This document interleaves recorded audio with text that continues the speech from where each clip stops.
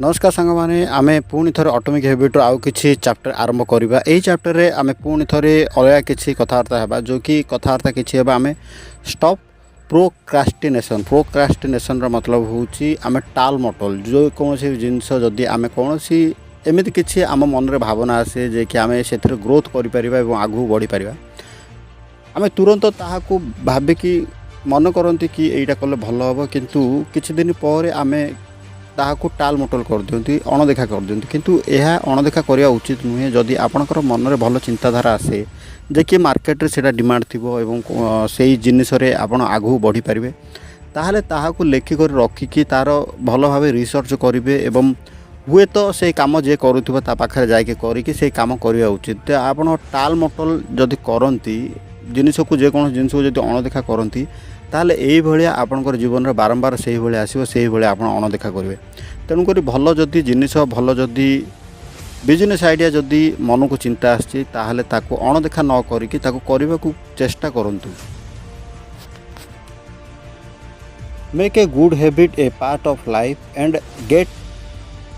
Read of bad habit. आमे bad habit को किपरि छाड़िबा एवं गुड हैबिट को आम जीवन रो किपरि आम जीवन रे गोटे अंशीदार करिया। देखंतु बहुत गुड़ी अभ्यास अच्छे जो कि भल अभ्यास और खराब अभ्यास जदि आमे कौन से भल अभ्यास को अपना चाहते ताहले आम आस्ते आस्ते ताहाकू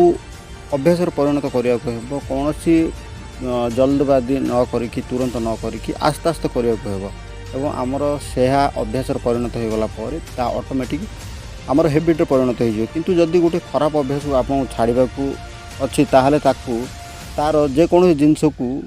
संपूर्ण भाव में निज आड़ू उपाड़ा को जमीती कि आम कौन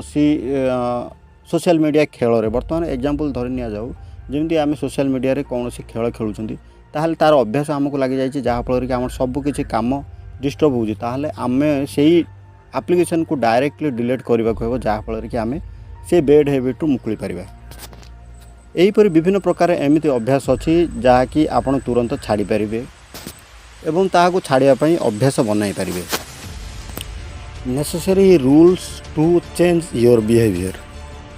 यह सत अटे जे जदि कौन से अभ्यास आमको भल लगे ताहले सही अभ्यास को पुणी आम दोहराइबा पई बहुत मन खुशी आसे एवं आम दोहराइबा पई मध्य पछघुंचा दियंतिनी से जेकोसी जिनस जदि भल जिनस आपण करूछंती ताहले लिमिट समय पर्यंत जदि करिले मन को मध्य साटिस्फिकेशन देबा पई एमिति किसी जिनस करंतु जहाँकि आपनकर पुणी थरे सेतिरे आग्रह हेबो। जमीती कि एग्जांपल निया जाऊ आपण कौन सी जिनिस एबे गोटे भल जिनिस कले माने नियंतु जे आपण एक्सरसाइज कले घंटाटे पर्यंत एक्सरसाइज कले मन स्थिर करथिले कि एटा भल जिनिस मु एक्सरसाइज करी किंतु एक्सरसाइज कला पर घंटाटे जदि आपण लगातार करंती ताहले मन को मध्य साटिस्फिकेशन देबा पई आपण मन जहाँ चाहूँगी ताहा किसी खाइबा उचित जमीती कि खराब अभ्यास खराब खाद्य जमीती न होइथिबो किसी भल खाद्य खाइबा उचित जहाँकि आपण मन को शांत दे पारे जमीती कि भल होटेल भल रेस्टोरेंट रे जाइए आप जूस पी पारे भल जूस पी पारे एवं किसी समय मौज मस्ती करें किसी समय वीडियो एंटरटेनमेंट माइंड को करें यही आप सर्टिफिकेशन माइंड को देवाक पड़ो। यही जेकोसी अभ्यास को आपणाए निजर खराब अभ्यास को आप दूर में रखिपारे। सर्वदा आपड़ से ही कम करा उचित जो कम आपंकर इंटरेस्ट थी जो कम आपंकर मन को हृदय को खुशी दे पारे आप से ही कम करवा उचित। How making someone an accountability partner change everything. देखो प्रथमे जदि आपणकर गोल को एवं आपणकर सक्सेसफुल को निज फैमिली कि निज फ्रेंड सर्कल रे एमिति व्यक्ति को खोजतु जमीती कि आप सक्सेसफुल एवं आप डेली शेड्यूल किसी जिनिस आप डिस्कसन करेंगे जमीती कि से विरक्त होते कारण डिस्कसन करने द्वारा से राय किसी देवे आपण को उत्साहित करेंगे किसी कार्य करने किंतु से व्यक्ति आपणकर मन को बुझीपारे पॉजिटिव व्यक्ति होइथिबा आवश्यक कारण पॉजिटिव व्यक्ति होइथिले आपन से भल रास्ता देखेबो जदि कौन से मिस्टेक हुए तारे से कहबो एवं आपन डेली रूटीन ता आगे शेयर करबा द्वारा आपन मध्य जानि परिबे जे आपन केउ दिकर जाउछंती एवं ठीक करूछंती कि भूल करूछंती। सेही व्यक्ति आगे आपन राय शेयर करबा द्वारा से मध्य एप्रिशिएट देबे एवं आपन उत्साहित करिवे जहाँ फल कि आपन गोल रे जाई परिबे एवं गोल को हासिल करि परिबे।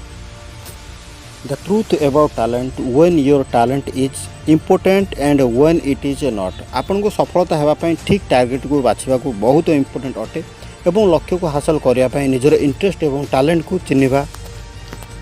एवं सुधारिया बहुत इम्पोर्टेंट अटे। एग्जांपल जदि आपन को गाइबार इंटरेस्ट न थाए एवं आपन जदि दुनियार सबुठार भल सिंगर होगापाई लक्ष्य बनाई दियंती यह आपन मूर्खामी अटे। किंतु आपनकर